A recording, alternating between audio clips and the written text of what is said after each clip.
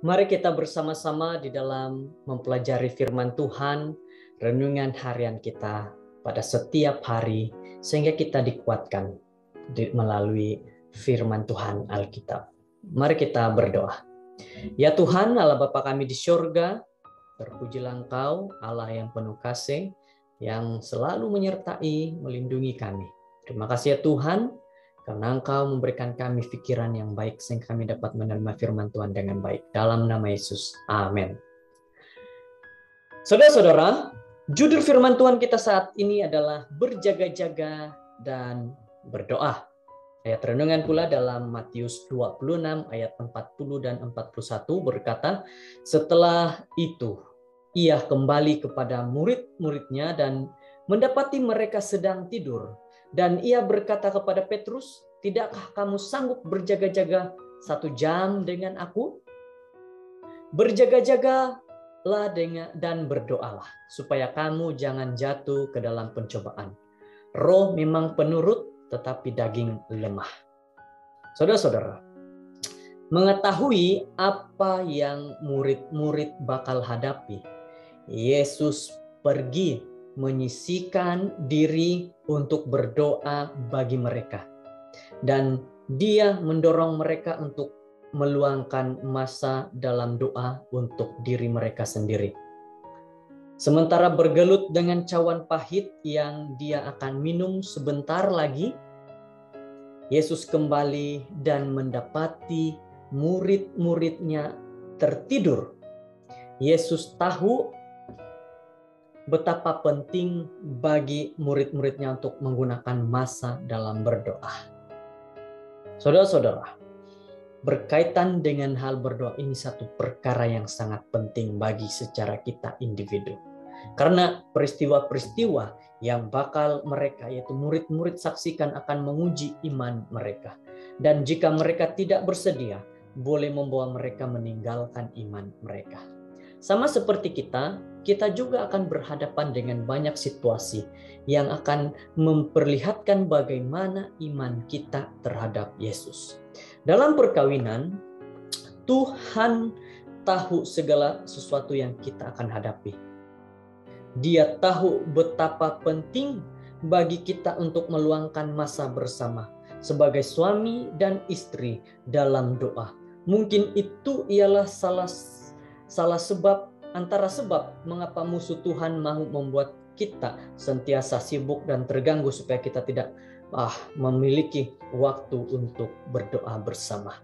Di dalam keluarga, sebagai suami dan istri ataupun bersama dengan anak-anak, waktu berdoa adalah waktu yang penting. Ajaklah suami, ajaklah istri untuk berdoa bersama-sama. Begitu juga dengan anak-anak, bawa mereka untuk berdoa.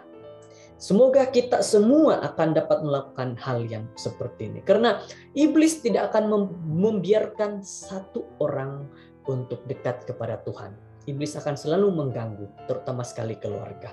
Kadang-kadang saya tertanya-tanya, seperti apa perkawinan kita akan menjadi jika kita tahu lebih awal cabaran-cabaran yang kita hadapi di masa depan.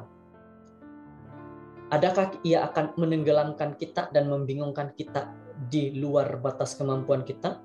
Mungkin adalah karena dalam belas kasihannya bahwa dia tidak memberikan kita kemampuan untuk melihat masa depan kita supaya kita tidak akan hilang semangat. Jika kita tidak meluangkan masa berdoa bersama suami dan juga istri, kita perlu mengikuti teladan Yesus dan mulai berdoa pada hari ini, pada waktu ini. Mari ikuti Yesus.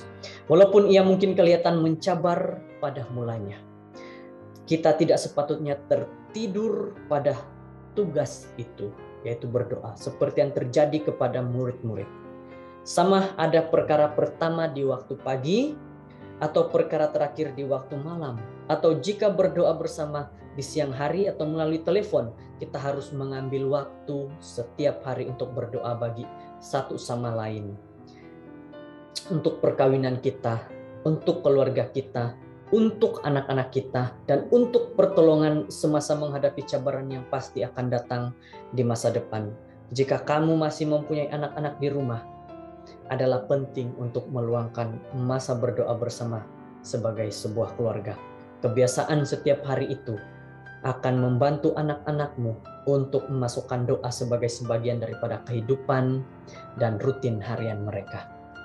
Ya Tuhan, Bapa, terima kasih bahwa kami dapat menggunakan masa ini dalam perbualan bersama dengan pasangan sebagai sebuah keluarga bersamamu, mengetahui bahwa Engkau senang mendengar dari kami dan untuk berbual dengan kami.